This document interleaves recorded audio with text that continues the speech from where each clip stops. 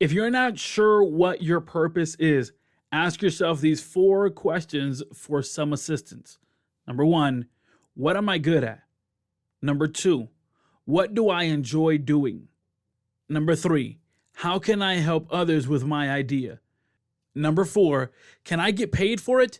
Take a moment and ponder your answer, as it should give you some direction on where to go next. That is part of the book, Live Your Dash, written by Jesse Cruz.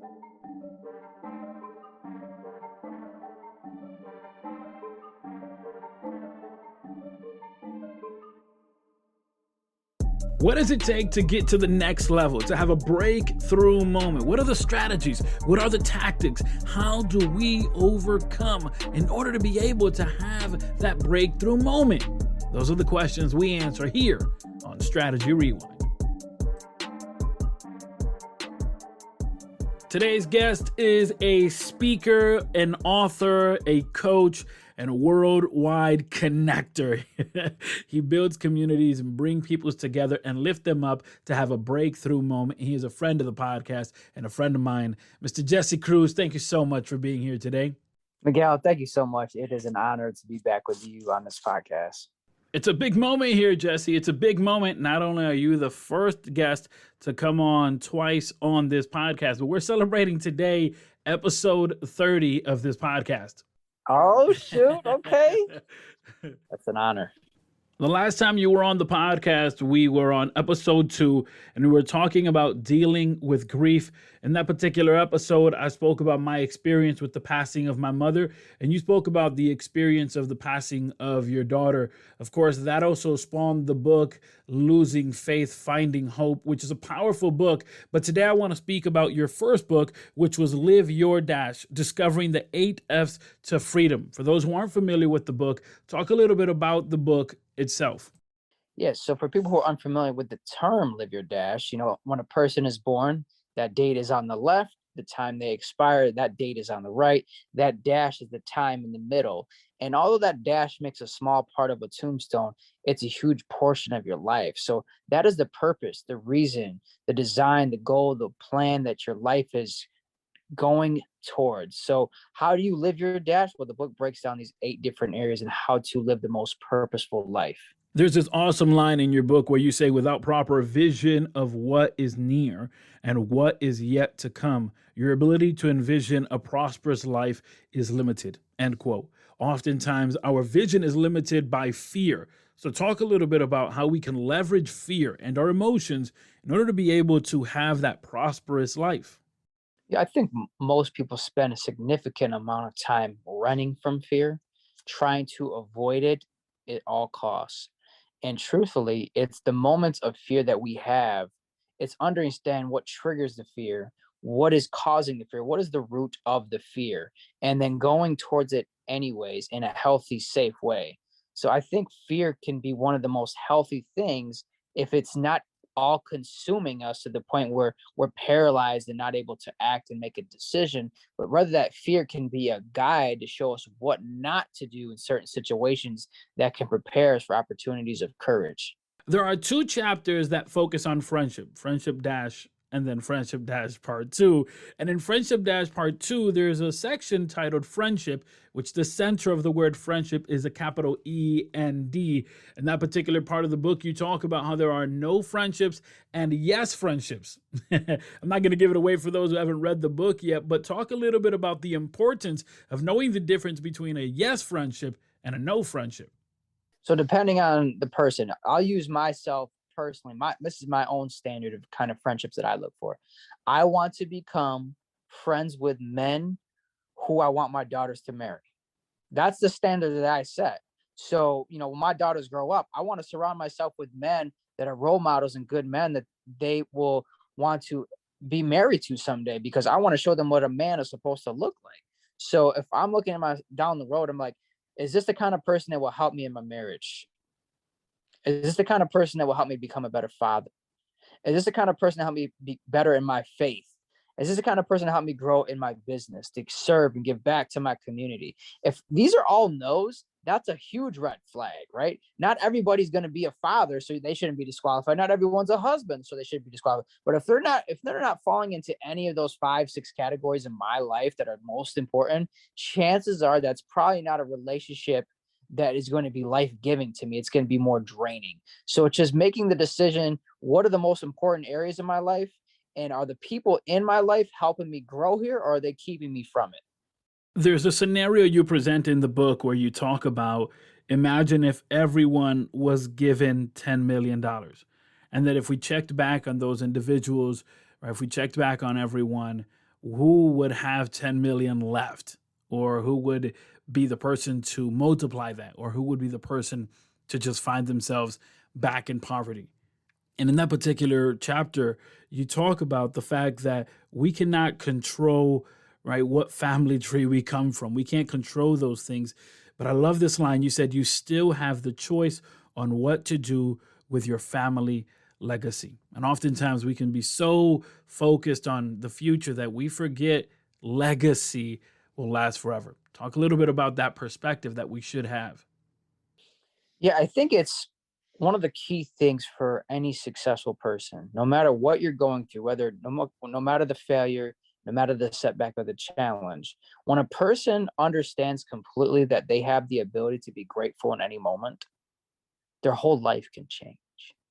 That beat in your heart, the breath in your lungs, the fact that you're alive, when a person slows down long enough to be thankful for those simple things that happen every single day, their whole life would be completely different. Because although we may be in a pursuit of many different things that we're trying to achieve, and that's good, but if you're not thankful for what you have, you most likely will not be thankful for what you get. So a person who's thankful for what they have already has enough, but also has the ambition and drive to continue to grow and to create those opportunities for others. You're absolutely right. The fact is that it's not about how much we have or don't have. It really is that gratitude. And in the pursuit of greatness, gratitude matters so much. Of course, I've often said it, we should surround ourselves with people who will nourish our vision. And one of the things you touch on the book is this strategy on how we can find out who a good friend is, or what that friend actually expects from us. You talk about asking your friends these questions. What are the 3 most important things they need from you in that friendship? And that this brought perspective to you. I'll admit I applied that, and it brought perspective to me in my relationships also. And that's so important because what and especially in our personal relationships, because your friends literally influence what you do, and that's for everybody. And your spouse is another perfect example of that. And so we could be thinking a relationship is thriving and growing, but to the other person, they could think it's damaging and destructive because we haven't had that conversation yet. So it's just literally being bold enough to ask what that person, because we may think we know a person and then they tell us something, this is what I'm looking for, and I'm getting one out of these 3 things, but these other 2 are really standing out. So it's like having that list of three things that are life giving to this relationship, and then being able to make the adjustments to make sure that relationship is thriving and growing. In your book, Live Your Dash, Discovering the 8 F's to Freedom, you talk about focus, friendship, fitness, fun, finance, forgiveness, family, and faith. But there's a particular chapter here that I want to talk about, which is the forgiveness effect. And you talk about how it actually alters our perspective. Oftentimes, it's difficult to accept forgiveness, to give forgiveness to others, be willing to let go of those things, but also forgive ourselves. Talk a little bit about the forgiveness effect, because you say to live your dash, you need to forgive. I've realized that any moments in my relationships where I was not able to forgive a person, I thought in that moment I was at some sort of advantage over them. I'm better than them. I'm smarter than them. I'm wiser than them. In all actuality, I was the biggest fool in the whole situation. Even if that person was 100% wrong and had every right and reason to be mad with them, the longer I hold a grudge, the longer my peace is delayed. So one of the wisest things a person can do is when the offense happens, because we will get hurt, people will hurt our feelings. That's part of life. But the distance between the time of the offense And the time that you forgive, the shorter you can get that time span, the more peace and joy you'll have in your life. And for years, I spent long time keeping that gap really wide. From the time I got hurt to the time I forgave was very, very long. And in between that gap, I was suffering and struggling. So I've learned to forgive quickly and keep short accounts because I want to have a peaceful life. And any person who is not able to forgive is not able to fully love and not fully able to have peace. Live Your Dash, Discovering the 8 F's to Freedom is the name of the book. Jesse Cruz is the author, and he is here today with us on Strategy Rewind. Jesse, I'm so excited for the success that you're having, but not just this, you are a worldwide connector. You have actually created a platform which is Merge Worldwide so that other individuals can connect, can embrace, can root for each other, and can actually have a breakthrough moment. So for those who are not familiar with Merge Worldwide, please let them know about the amazing things you're all doing.